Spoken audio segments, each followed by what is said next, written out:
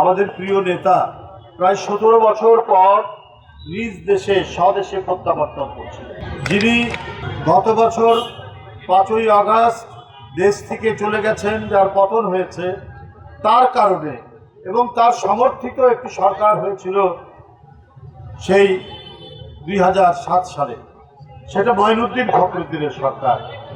সেই সরকার শেখ হাসিনার সরকার, এবং শেখ হাসিনা নিজেই বলেছিলেন তার আন্দোলনের ফসল তারা বিএনপির এখন যিনি ভারপ্রাপ্ত চেয়ারম্যান, সেই সময় সিনিয়র যুগ্ম মহাসচিব জনাব তারেক রহমানকে গ্রেপ্তার করে বিনা কারণে মিথ্যা মামলায় সাজা দিয়ে শারীরিক নির্যাতন করে, যে নির্যাতনে তাকে কারাগারে এবং এই পিজি হাসপাতালে অবস্থান করতে হয়েছে, তারপরে চিকিৎসার জন্য বিদেশ তিনি যান।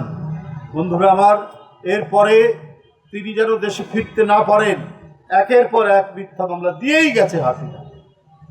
নানাভাবে মানসিক পর্যুদস্ত করা হয়েছে, শারীরিক তো করা হয়েছে।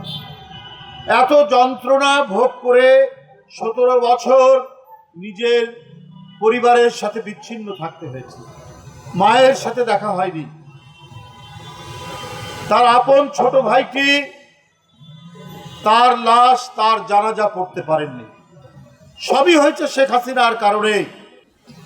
দেশের একটি জনপ্রিয় রাজনৈতিক পরিবার, স্বাধীনতার যিনি ঘোষণা দিয়েছেন, স্বাধীনতা যুদ্ধের নেতৃত্ব দিয়েছেন, আবার এইদিকে দেশনেত্রী বেগম জিয়া গণতন্ত্র পুনরুদ্ধার করেছেন এক নির্ভীক সৈনিকের মতো, সেই পরিবারকে ধ্বংস করার জন্য, পর্যুদস্ত করার জন্য এমন কোনো চক্রান্ত নাই যেটা শেখ হাসিনা, আওয়ামী লীগ এবং তাদের পার্শ্ববর্তী দেশের প্রভুরা চেষ্টা করেন।